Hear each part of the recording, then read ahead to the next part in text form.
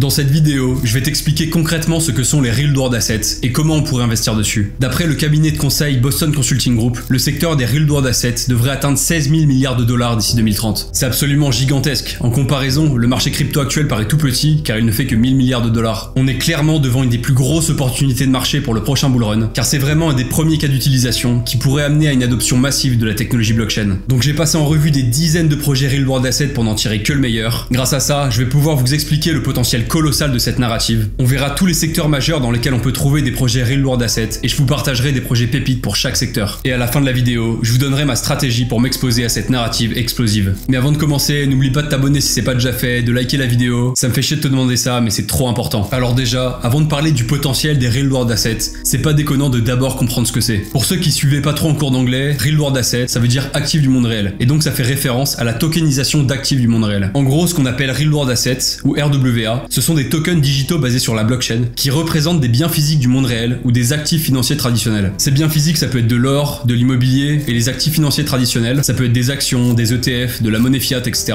Grâce à ça, on va pouvoir par exemple s'exposer à l'action LVMH sans avoir à dépenser 700 balles minimum pour acheter une action entière. On va pouvoir aussi tokeniser de l'immobilier pour qu'au lieu d'avoir acheté une maison ou un appartement en entier, on puisse acheter des tokens qui représentent des parts de ce bien et donc obtenir une fraction des rendements que génère le bien. Globalement, on peut tokeniser n'importe quel actif et ça, c'est très puissant. Selon le Boston Consulting Group, la valeur totale de ce secteur pourrait atteindre entre 16 billions et 68 billions de dollars d'ici 2030. Et même les plus pessimistes s'accordent à dire que ce marché atteindra au minimum plusieurs billions de dollars d'ici quelques années. Je rappelle qu'un billion, c'est 1000 milliards, on est sur des ordres de grandeur complètement fous. Donc la question, c'est même plus de savoir si cette narrative sera énorme ou pas, car même dans le pire des cas, ça sera quand même une petite révolution. Après, c'est important de comprendre que ces billions de dollars, ces milliers de milliards de dollars, ce seront pas des dollars qui seront investis magiquement dans des nouveaux projets crypto de tokenisation de Real World Assets. Ce seront des billions de dollars d'actifs qui existent déjà, qu'on va tokeniser sur la blockchain, donc principalement de l'or, de l'immobilier, des actions, ce genre de choses. Mais voilà, aujourd'hui, c'est vraiment plus un secret que ce secteur sera gigantesque. Les plus grands cabinets de conseil comme KPMG ou McKinsey commencent à s'intéresser au sujet. Même Larry Fink, le CEO de BlackRock, a littéralement dit que la tokenisation c'était l'avenir de la finance. On a même déjà des institutions comme par exemple le géant américain de la banque JP Morgan qui a lancé sa propre plateforme basée sur la blockchain de tokenisation d'actifs appelée Onyx qui a déjà traité plus de 900 milliards d'actifs tokenisés depuis son lancement en 2020. Faut savoir que s'il y a un tel engouement autour de ce secteur et un consensus aussi fort autour du fait que ça façonnera le futur des marchés financiers, c'est clairement parce que la tokenisation d'actifs du monde réel présente des avantages considérables. Déjà, cette tokenisation va permettre une bien meilleure liquidité. Comme on a vu juste avant, ça va permettre de fractionner des actifs comme l'immobilier, ce qui va permettre de revendre ces actifs beaucoup plus facilement et quand on veut, car avec la blockchain, c'est 24 heures sur 24, 7 jours sur 7. Ça va donc aussi permettre aux gens d'accéder à de nouveaux types d'investissements qui étaient avant difficiles d'accès ou réservés au secteur privé, comme le crédit carbone, le financement, le marché de l'art, etc.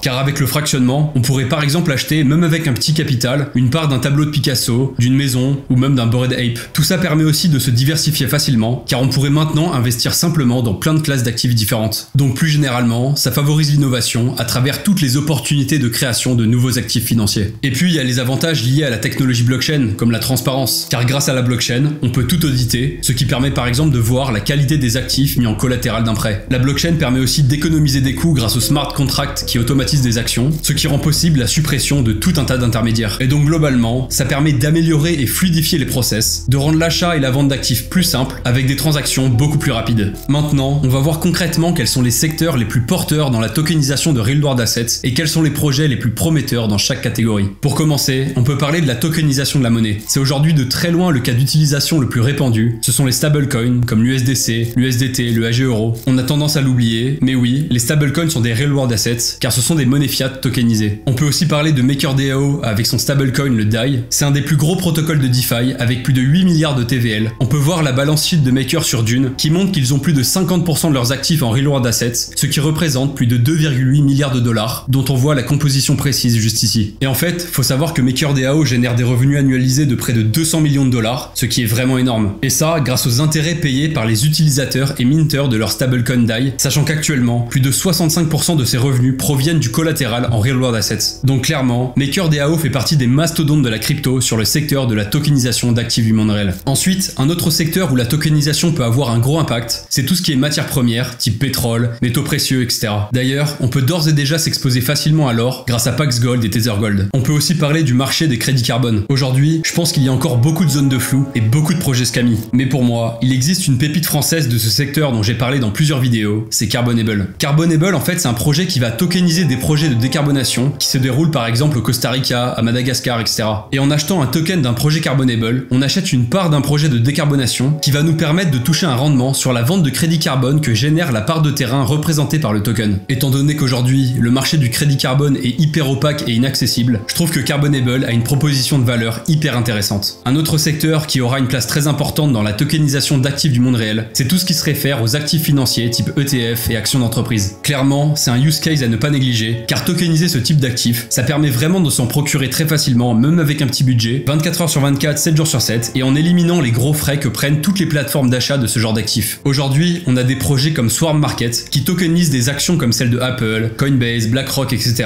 et qui tokenisent aussi des ETF sur le bon du trésor américain. Swarm Market garantit qu'on peut échanger leurs tokens contre les real world assets sous-jacents qui sont gardés par des institutionnels. Leur token c'est le SMT et en le détenant, il offre des réductions sur les frais et des récompenses sur leur plateforme. On peut également citer Ondo Finance avec leur produit phare le USDY qui tokenise les bons du trésor américain à court terme. Ils ont aussi lancé leur plateforme Flux Finance qui permet de prêter ou emprunter des stablecoins contre ces bons du trésor. Un peu dans la même veine, on a Backed Finance qui tokenise les bons du trésor américain mais qui tokenise aussi le célèbre ETF S&P 500. Ils ont actuellement environ 46 millions de TVL et ils mettent en avant le fait qu'ils ont lancé leur preuve de réserve grâce à Chainlink, ce qui assure la fiabilité des assets mis en collatéral. D'ailleurs, Chainlink est seulement un acteur central de la tokenisation de real world assets, car par définition, les real world assets sont des actifs de la vie réelle, et donc si on veut en faire leur représentation sur la blockchain, on a absolument besoin d'oracles pour assurer le prix des actifs. Chainlink est aujourd'hui de loin le leader des oracles, avec le plus gros track record, la plus grosse fiabilité, donc on peut s'attendre à ce que ce soit l'oracle majoritairement utilisé par les entreprises qui veulent tokeniser des actifs, ce qui pourrait être bénéfique au token link. Ensuite, comment parler des real world assets sans parler de l'immobilier, qui est déjà un des secteurs les plus importants des real world assets et qui va continuer à grossir dans les prochaines années. L'acteur principal dans ce domaine, c'est Realty, et ça tombe bien, c'est le partenaire de cette vidéo. Realty, c'est un service de tokenisation de biens immobiliers qui a déjà tokenisé plus de 350 propriétés aux États-Unis pour une valeur totale de plus de 100 millions de dollars. En gros, Realty, c'est une entreprise qui va acheter des biens immobiliers cash, qui va créer une société pour chacune de ses propriétés et diviser ces sociétés en de nombreux tokens. Et en fait, quand vous achetez un token Realty, vous n'achetez pas vraiment une part du bien à proprement parler, mais une part de la société qui détient le bien, et c'est comme ça qu'ils arrivent à tokeniser de l'immobilier. Donc c'est ce fractionnement qui va permettre une des fonctionnalités clés de Realty, qui est le fait de pouvoir acheter de l'immobilier à partir de 50 $. Un autre avantage sympa, c'est qu'ils proposent des rendements vraiment très intéressants, dans les alentours de 9%, et si vous connaissez pas trop l'immobilier en France, je vous garantis que c'est pas évident de trouver des rendements pareils ici. En plus, si on ajoute à ça l'augmentation de valeur du token lui-même, on peut atteindre des retours sur investissement de plus de 20%. Il y a aussi un truc que j'ai trouvé très pratique pour l'adoption grand public, c'est que vous pouvez acheter des tokens en payant par carte bancaire, sans même devoir vous créer un wallet crypto, juste avec un mail et un mot de passe. Et prochainement, Realty va mettre en place de l'account abstraction pour permettre à leurs utilisateurs d'accéder à toutes les fonctionnalités de la plateforme sans même se rendre compte qu'ils interagissent avec la blockchain. Donc niveau expérience utilisateur, si tu veux que tes parents ou tes potes qui n'y connaissent rien en crypto puissent acheter de l'immobilier tokenisé sans se créer de MetaMask, c'est vraiment essentiel. Et puis par la suite, vous pourrez toujours repasser sur un wallet décentralisé si vous le souhaitez. Si je veux être un peu critique, je trouve que le design de la plateforme est un peu dépassé. Mais bon, il y a de grandes chances pour qu'il soit déjà actuellement en train de refaire l'interface. Donc si vous voulez vous diversifier ou vous exposer très simplement au marché de l'immobilier, c'est vraiment une petite pépite. Pour finir, le secteur dans lequel on va retrouver la majorité des projets crypto real world assets, c'est le secteur du prêt de crédit, aussi appelé credit lending. Aujourd'hui, les petites et moyennes entreprises galèrent à trouver de bonnes opportunités de financement, et c'est encore pire pour les entreprises qui sont hors Europe ou États-Unis. En plus, pour emprunter, il y a des frais dans tous les sens. Donc on a par exemple des projets comme Centrifuge qui sont apparus. Centrifuge, c'est une infrastructure qui a pour but de permettre à n'importe quelle entreprise d'obtenir des financements. Ils permettent en fait à ces entreprises de tokeniser leurs actifs du monde réel en NFT pour créer une garantie en collatéral pour ensuite pouvoir emprunter des cryptos provenant de pools de liquidités. Ils ont d'ailleurs fait un partenariat avec MakerDAO pour déployer sur Centrifuge des fonds d'investissement on-chain pour un total de 220 millions de dollars. Leur token CFG, il va être utilisé pour la sécurisation de la blockchain, pour les frais de transaction, pour la gouvernance du réseau et pour les mécanismes de mint et de burn. Ensuite, on peut parler de Goldfinch, qui est également un protocole de crédit décentralisé et fondé par des anciens de chez Coinbase. Eux, pour permettre aux utilisateurs d'obtenir des prêts sans avoir à mettre de crypto en collatéral, ils n'ont pas de système de mine de NFT pour représenter les real world assets de l'entreprise sur la blockchain comme Centrifuge. Par contre, ils ont leur système de Trust Through Consensus qui permet de montrer sa solvabilité avec des assets off-chain, c'est-à-dire en dehors de la blockchain. Leur token, c'est le GFI et il va globalement servir à voter pour la gouvernance, pour les récompenses de stacking et pour subventionner ceux qui vont contribuer à l'écosystème. Pour finir, on peut citer Maple Finance, qui est encore une autre plateforme de prêt et d'emprunt créée par des anciens du secteur bancaire et du crédit. Mais la spécificité de Maple, c'est qu'il se consacre uniquement uniquement aux emprunteurs et investisseurs institutionnels. Et ils ont déjà des prêteurs comme Maker et AAV. Ils ont reçu une autorisation de la SEC pour proposer des rendements sur des pools de liquidités basés sur des bons du Trésor américain, donc pour des investisseurs accrédités, mais aussi potentiellement pour des DAO. Et leur token MPL, comme pour les autres projets, ça va principalement être un token de gouvernance. On peut voir sur ce tableau la TVL au niveau des principaux protocoles de prêt, et donc les 3 projets dont j'ai parlé juste avant sont ceux qui génèrent le plus de prêts actuellement. Niveau blockchain d'infrastructure, on peut parler d'Avalanche, qui a une team composée en grande partie de personnes qui ont travaillé à de hauts postes dans la finance, et qui ont la volonté de fortement s'implanter dans le secteur de la tokenisation d'actifs du monde réel. La fondation Avalanche a déjà lancé l'initiative Avalanche Vista, qui vise à allouer 50 millions de dollars pour l'achat d'actifs tokenisés mintés sur leur blockchain, pour montrer le potentiel et les avantages de la tokenisation. Récemment, Avalanche a aussi réalisé un partenariat avec JP Morgan pour voir comment il pourrait faire évoluer l'industrie de la gestion d'actifs et de portefeuille qui pèse aujourd'hui 5,5 billions de dollars. Et pour ça, ils ont fait une preuve de concept dans laquelle ils ont réussi à connecter la blockchain privée Onyx de JP Morgan avec un subnet permissionné d'Avalanche grâce à Layer 0 qui a apporté la couche d'interopérabilité. Le but de ce partenariat est donc de créer un nouveau système de gestion de portefeuille plus transparent, plus efficace, plus rentable et avec moins de frais. Avalanche est donc très bien positionné dans la course à la tokenisation d'actifs du monde réel. Je tiens à dire qu'évidemment, la liste des projets dont j'ai parlé dans cette vidéo est non exhaustive. J'aurais aussi pu parler d'autres projets comme Pendle, Polymesh, TrueFi, Realio, etc.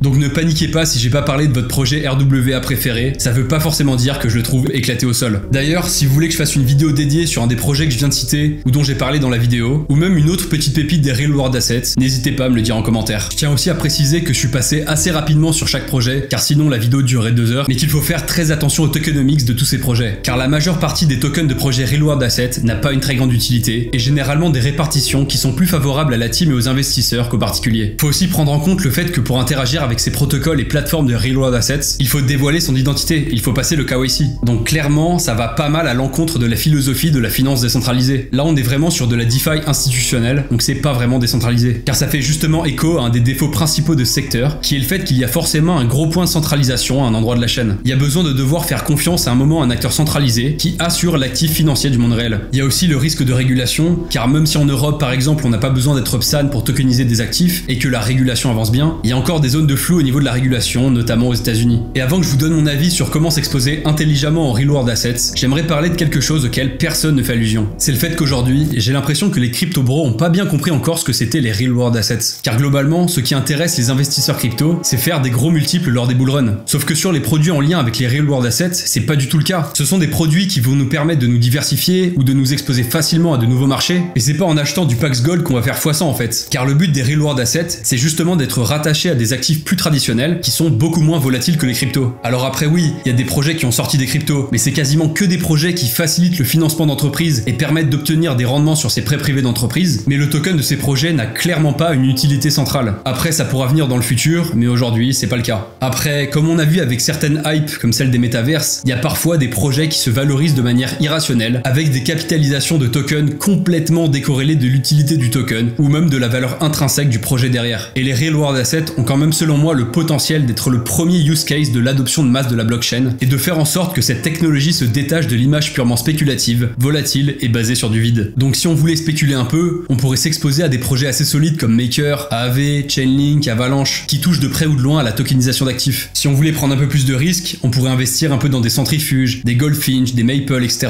Après, faut faire attention car une grande partie des cryptos de ce secteur a déjà bien commencé à pump. Ensuite, faut rester attentif aux cryptos qui vont bientôt sortir. Je pense notamment au projet Ondo Finance par exemple. Car faut savoir qu'une partie des projets cryptos qui vont le mieux performer au prochain bull run ne sont pas encore sortis, donc ça sert à rien de se précipiter, faut rester à l'affût des prochains projets pépites. D'ailleurs, tu peux t'abonner à la chaîne si tu veux pas les louper, car je ferai en sorte de couvrir les projets qui ont pour moi un gros potentiel. Et pour finir, outre investir dans des tokens de projets qui ont parfois pas une grande utilité, tu peux justement utiliser concrètement ces produits qui tokenisent les Real World Assets. Donc par exemple, en t'exposant au marché du crédit carbone avec Carbonable, en t'exposant au marché immobilier avec Realty, en t'exposant au bond du trésor américain avec Ondo Finance, etc., etc. Mais bien sûr, ce n'est que mon avis et c'est en rien un conseil en investissement. Si un ou plusieurs projets de la vidéo t'a donné envie d'investir, va faire tes propres recherches avant d'investir le moindre centime. Si t'as aimé la vidéo, n'hésite pas à mettre un j'aime en cliquant sur le pouce. C'était Victor, à la prochaine.